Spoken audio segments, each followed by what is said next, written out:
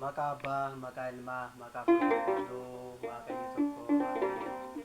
Kabajamtootaa fi jaalatamtoota maatii Waaqayyoo hundumti keessan kan biyya alaa jirtan, kan biyya keessaa jirtan maqaa Waaqayyootiin nagaa akkam jirtanii nageenyi Waaqayyoo lafaa fi iddoo jirtatti isin haa baay'atu.